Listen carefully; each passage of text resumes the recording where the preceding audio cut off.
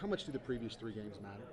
I think they matter a lot just because they let us know what was effective for us in the past 3 games and what didn't work so well, or maybe what we didn't do so well. And I think that we know that we have to go out there and be a threat defensively for 40 minutes, not just 35 to 37, or have lapses where we get tired and aren't doing what was working for us on defense in the beginning of the game, or in the early part of the half. But I think that we have to go out there with a mindset that we have to defend for 40 minutes and not let players go off who we aren't expecting to, and try to hold Odyssey and Griner to not as many points as they've had in the past against us, but just really focus on our defensive effort, because we know that we're capable of scoring on offense.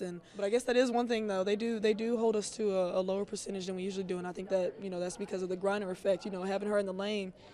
Guards are capable of messing up on the outside, and she's there to protect them. But, we just got to make good decisions. If she comes to help over, we got to be ready to kick. And I think we'll do a fine job if we just, read what they're throwing at us and just try to execute offensively. You ever played a team 4 times in one basketball season? Never. The most is 3, and that was when we were playing Baylor in the championship game a few weeks ago in Texas. We played them 3 times this year and then 3 times last year, but this is the most since playing. Yeah, 3. 3 was the most. This is odd.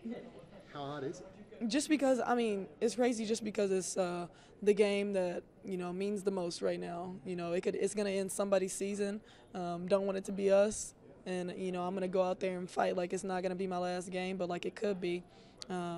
And I think that, Baylor's going to come out there and, throw their best at us too. And, obviously they're more confident probably than we are because they've won the past 3 matchups. We haven't, but, we have a lot to lose and they have a lot to lose. So it's going to be a battle, I think. How much respect between the 2 programs is there? Because from the outside looking in, it's a hard-fought game, but you guys look like you respect each other. Yeah, I think there's definitely, I've said that in all the past interviews, there's a mutual respect between both of these programs. Baylor's won a national championship before. They've been to a bunch of Final Fours. We don't have a Final Four under our belt yet, and I think that we're much more hungry to get to that point. Just so we can say that Texas A&M's program has done that. And make the Elite 8 and the Final Four, make those be places that we're gonna. That people are going to see Texas A&M in, for a long time to come. Not that it's something that we do 1 out of every 3, 1 out of every 4 years. That we're here to stay and that we belong to be. We deserve to be in that spot.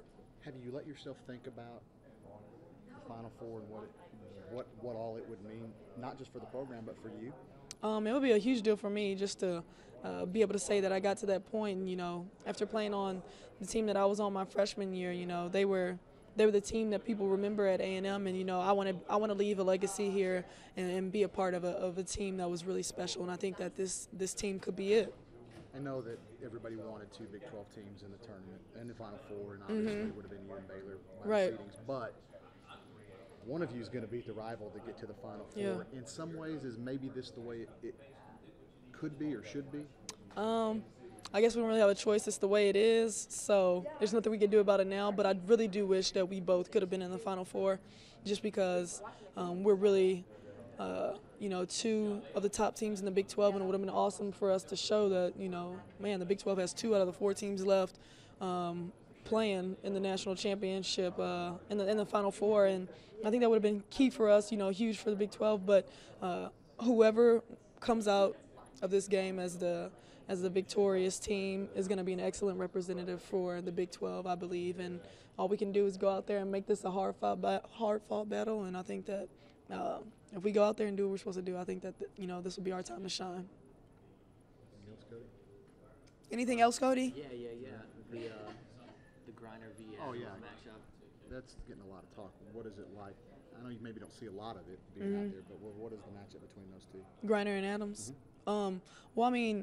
The thing is, Danielle holds her on defense, but Griner's never on Danielle. She's always on Adora, and, that's why we run a lot of our plays, and we're trying to drive to the lane, and we're kicking back out to Adora because Griner's sagging off so much. But I think, Danielle, she's done a really good job on her in the past 3 matchups. The thing is, once they get down, though, then the game plan for the rest of the game is to go down, dribble to the side, dribble to the wing, and just throw inside to Griner, and we're not really tall enough to stop her from getting it, but all we can do is, front the post and have help. And when she catches it, possibly make her kick it out and, try not to foul, just play good defense. But I think this is a game where I'm really looking for Danielle, and I know our team is, and, A&M fans all around are looking for her to really go out and shine this game. And, I think that she has a mindset that, they won't be able to stop her this game. And I think, it's totally up to her whether or not, she goes off, because she's a capable scorer, and I think that it's just all in her mind.